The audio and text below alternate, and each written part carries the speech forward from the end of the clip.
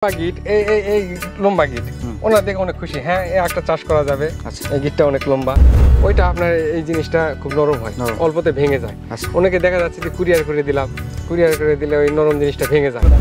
আপনি জমিতে একটা আখে 10,000 পিস যদি বিঘা হয়, একটা আখে আপনি ওই পোকা দেখাতে পারবেন। ওহো, এই কারণে মানে আপনার এই গোপন কৌশলটা হচ্ছে এটা। হ্যাঁ, দেখলেন যে এটা চোখ নাই, দেখেন এই সাইড করে কেটে ফেল দিচ্ছে। এই যে এটা কাটলো, এখানে এই চোখ নেই, এখানে কেটে ফেল দিচ্ছে। শুধু যেইটা আপনি এই যে চোখটা আছে মানে গাছ উঠবে, শুধু সেইটাই নিচে গেলে সব কিন্তু নষ্ট।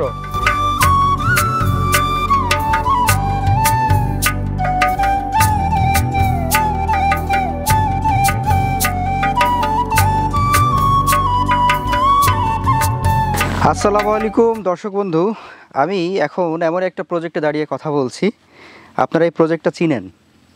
গত কিছুদিন পূর্বে হচ্ছে একটা পর্বে আপনাদেরকে এই প্রজেক্টটা আমি দেখিয়েছিলাম।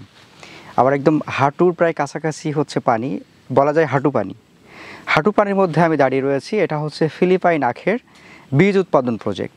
দর্শক, আপনারা হয়তো গত একটি পর্ব দেখেছেন জয়পুরহাটের কালাই উপজেলার 5 গ্রামের মহসিন ভাইয়ের একটা সুবিশাল ফিলিপাইন আখের প্রজেক্ট আপনাদেরকে দেখিয়েছিলাম।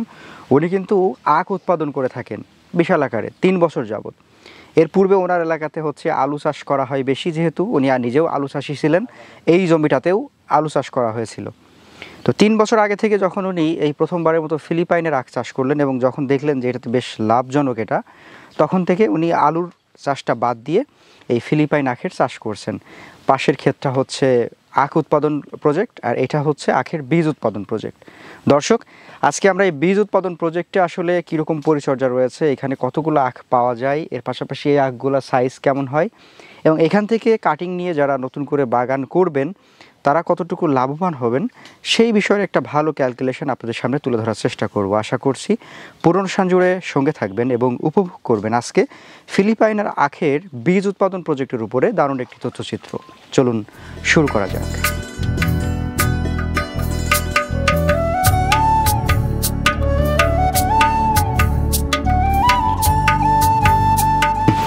আসসালামু আলাইকুম। ওয়ালাইকুম সালাম। মহসিন ভাই কেমন আছেন? আছি আলহামদুলিল্লাহ ভাই, দীর্ঘ দেখা হয়েছিল কয়েকদিন আগে দেখা হয়েছিল, আবার চলে আসলাম। আচ্ছা, আপনি বীজ উৎপাদনের প্রজেক্ট করছেন নাকি বলছেন? হ্যাঁ, এইটাই আমি যে জমিতে দাঁড়ায় আছেন বর্তমানে, এটাই বীজ উৎপাদনের প্রজেক্ট আমি করছি। এটা কতটুকু করছেন? এটা আছে ওই 30% মতো বীজ উৎপাদনে। হ্যাঁ, 75% জমি, তার মধ্যে 30% শুধু বীজ উৎপাদনের জন্য রাখছি। ওহো, আচ্ছা, বাকিগুলা আপনি খাওয়ার আখ হিসেবে বিক্রি করেন। আর হচ্ছে এইটা আপনি শুধুমাত্র যারা বীজ নিবে ওই টাইপের? হ্যাঁ, ওই টাইপের। আচ্ছা, এইটার কি আলাদা কোনো পরিচর্যা নিতে হলো তাহলে? এটা কিন্তু মুড়ির কুশার। আচ্ছা, এটা মুড়ির কুশার, আপনি আর কোনো আলাদা পরিচর্যা নাই, তবে এটা একটু মানে পরিশ্রমটা কম হয় আর কি। পরিশ্রম কম? হ্যাঁ, পরিশ্রমটা কম হয়। আর এটা বীজের জন্য ভালো হচ্ছে এই কারণে আমি বীজে রাখছি। আপনি দেখতে পারবেন যে একটা গিট কত লম্বা গিট, অনেক লম্বা গিট। হ্যাঁ, অনেক লম্বা। আমি যদি বীজের জন্য আপনাকে একটা চারা মানে আখ দেই, অনেক চাষি নতুন উদ্যোক্তা ভাই বলবে, ভাই আপনার কথায় কাজে মিল নাই, আপনি ছোট ছোট গিট দিচ্ছেন, এরকম বলে থাকে। এই দেখে আমি লম্বা গিট, এই লম্বা গিট ওনার দেখে অনেক খুশি। হ্যাঁ, একটা চাষ করা যাবে, এই গিটটা অনেক লম্বা। এই দেখে এই 30% জায়গা শুধু বীজের জন্য আমি রেখে দিছি।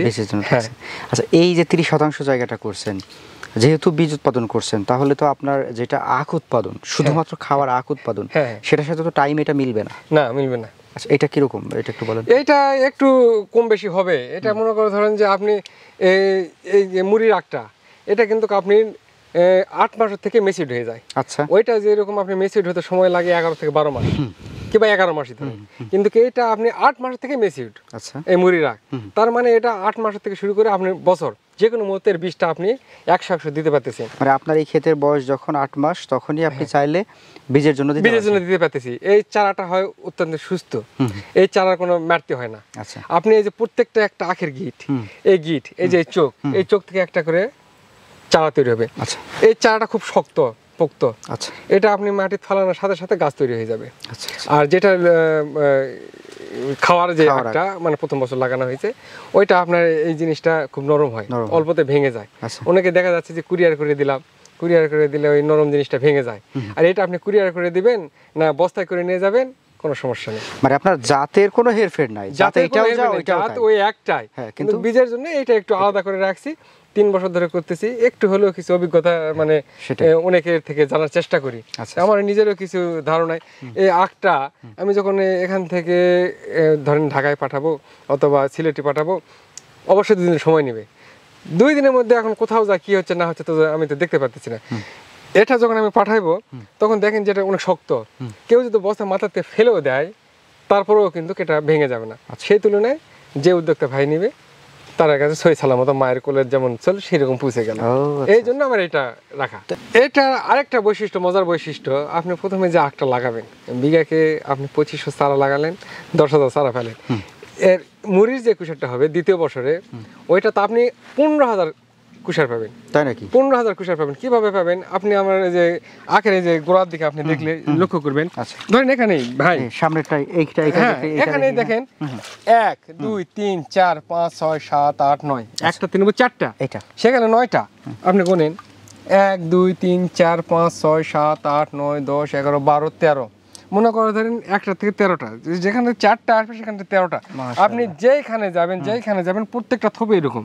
আচ্ছা, আপনি যখন এই মুড়ির থেকে নেবেন তখন ওই 4টার থেকে যখন আপনি প্রথমে আমি একটা গাছ লাগাই, যখন দ্বিতীয়টা 4টা গাছ থাকবে, 4টার থেকে যখন আপনার 4 4 16টা বেরোবে তখন একটা মুড়ির থেকে কতগুলো কুশার হবে? সেটাই।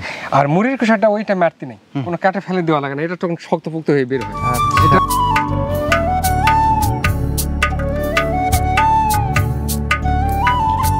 তো ভাই আপনার বীজ উৎপাদনের অংশটা হচ্ছে এটা, এখানেই বীজ উৎপাদন করছেন? হ্যাঁ।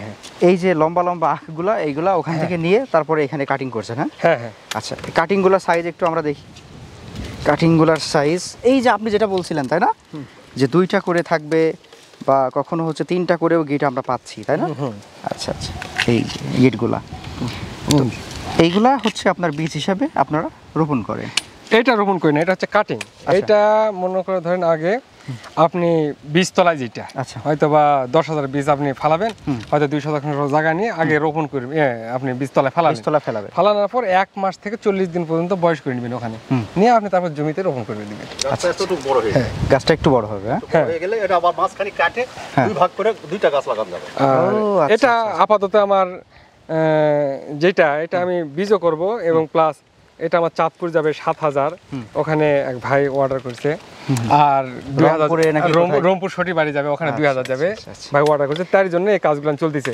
দেখেন আমার একটা পরা আখ না, সব লম্বা সোজা এই আখগুলো আমি চালার জন্য রেখে দিই। এটা কি প্রসেসে, কেমন? এটা প্রসেসে মানে এটা যে আপনি দেখেন যে সামনে ওষুধটা আছে, এই যে এটা হচ্ছে কার্বন ডাইজিম। আচ্ছা, গোল্ডাজিম একটা ওষুধ, কার্বন ডাইজিম। আচ্ছা, দর্শকদের আমরা একটু বলি, আমরা এখন বীজ কি দেখাবো, শোধন যেটা করেন। হ্যাঁ, বীজ শোধন কিভাবে? হ্যাঁ, একটু এইদিকে। এইটা যখন আমি এই 1 কাপ পরিমাণ 30 লিটার পানিতে এরকম আপনি 30 ml ওষুধ আমি মিক্স করলাম। একটু নিচু করে দেন। 30 লিটার পানি 30 ml। আচ্ছা, আমি মিক্স করলাম। 30 লিটার পানির মধ্যে 30 ml হচ্ছে যথেষ্ট। হ্যাঁ, আচ্ছা, ছত্রাকনাশক। হ্যাঁ, ছত্রাকনাশক দিয়ে ওর মধ্যে দিয়ে দিবেন। হ্যাঁ, ওই এরকম করে এইগুলো দেই কাটিং। হ্যাঁ, দেওয়ার পরে আচ্ছা 2-1 মিনিট থাকলে যথেষ্ট, বেশি লাগে না। আচ্ছা, তারপরে আপনি এরকম করে যখন আপনি যে জিনিসটা তুলবেন, তুলে সামান্য একটু রেখে দিবেন, এটা আপনার মুখে শুকে যাবে। শুকে যাওয়ার পরে আপনি বেডে এরকম ফালাইলেন। আচ্ছা, এটা এই যে পচারির জন্য একটা মূল কাজ করে।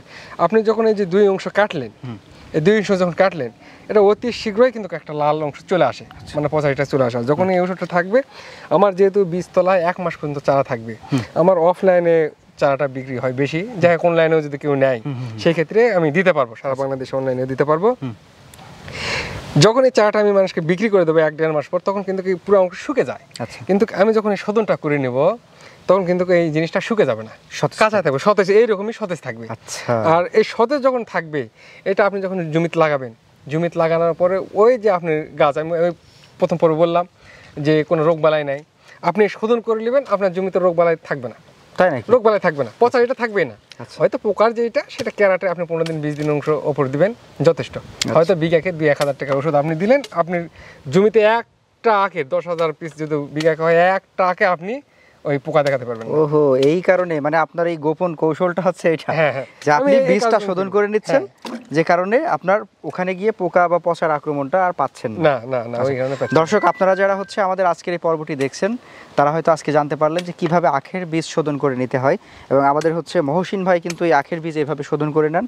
প্রথমে টুকরাগুলো করে নেন একদম উপযুক্ত যে মুড়ি আখ যেটা, সেখান থেকে সেটাকে 30 লিটার পানির মধ্যে 30 ml আপনার ছত্রাকনাশক যেটা, হ্যাঁ, হ্যাঁ, হ্যাঁ। এটা দেওয়ার পরে ভিজায়ে তারপর উনি এটা শুকায়ে এরপর ওইটা হচ্ছে বেডে দেন। হ্যাঁ হ্যাঁ হ্যাঁ। আচ্ছা, তো ভাই যেটা বললেন যে উনি হচ্ছে এখানে প্রচুর পরিমাণে বীজ উৎপাদন করে থাকেন, এবং আমরা যেহেতু বীজ উৎপাদন প্রজেক্টও দেখে আসলাম, আপনারা যদি চান এখান থেকে বীজ নিতে পারেন। আমি দেদারসে বলতে পারি যে আসলে এখান থেকে বীজটা ভালো পাওয়া যাবে। হ্যাঁ, ভালো একটা ইয়ে দেখেন, আপনি যে চাচা কাটতেছে, এই দেখলেন যে এটা চোখ নাই, এই দেখেন এই সাইড করে কেটে ফেল দিচ্ছে, এই যে এটা কাটনো, এখানে এই যে চোখ নাই, হ্যাঁ। এখানে কেটে ফেল দিচ্ছে। ওহো, শুধু যেটা আচ্ছা। আপনি এই যে চোখটা আছে মানে গাছ উঠবে, শুধু সেইটাই নিচ্ছে, এগুলো সব কিন্তু নষ্ট। যেগুলো চোখ নেই সেগুলো নিচ্ছি না। মানে এগুলো কাস্টমার- বাদ? হ্যাঁ, ওগুলো কাস্টমার দিব কেন? আচ্ছা। কাস্টমার টাকা দিয়ে নেবে, আপনি অরিজিনাল গাছ নেবে, এই চোখ নেবে, আমি ওইটা দিব কেন? বাহ, এটা দারুণ ব্যাপার। এত ঘুরছি এরকম ব্যাপার কখনো দেখিনি, যেরকম বাদ যায় আবার শুধু চোখের অংশটা যায়। তো এইটা আমরা নিশ্চিন্তে বলতে পারি যে এটা থেকে 100% জার্মিনেশন হওয়ার সম্ভাবনা হ্যাঁ হ্যাঁ, রয়েছে। এই ফালানোর সঙ্গে সঙ্গে 15-20 দিনের মধ্যে এটা 1 ফিট লম্বা হয়ে যাবে। আচ্ছা 1 ফিট লম্বা হয়ে যাবে, আর এই 15-20 দিনের পর থেকে আমার কাছ থেকে চারাও পাবে। আচ্ছা। 1 ফিট লম্বা চারা পাবে। তো দর্শক, স্ক্রিনে নাম্বার দেওয়া আছে। আমরা আজকে চেষ্টা করলাম বীজ উৎপাদনের যে প্রজেক্ট সেটা কিভাবে করা হয়, সেটা শোধন কিভাবে করা হয়, এবং সেটার যে সাইজটা সেটা কতটুকু হয়, কয়টা চোখ থাকে, এই সব বিষয় নিয়ে কথা বলার। আপনারা যদি চান এই বীজ সংগ্রহ করবেন তাহলে স্ক্রিনে নাম্বার দেওয়া আছে, ভাইয়ের সাথে কথা বলে নেবেন। ভাই অফলাইনে এখানে প্রচুর পরিমাণে বাগান করে ফেলছেন, অলরেডি ক্ষেত হয়েছে ওনার হাত ধরে। অনলাইনে যদি আপনারা বিভিন্ন জায়গা থেকে নিতে চান সেটাও সম্ভব, তাই না? হ্যাঁ। আচ্ছা, তো ঠিক আছে, সবাই ভালো থাকবেন, সুস্থ থাকবেন। ভাই আপনিও ভালো থাকবেন, জি, আমাদের জন্য দোয়া করবেন। জি, আসসালামু আলাইকুম। ওয়ালাইকুম সালাম ভাই।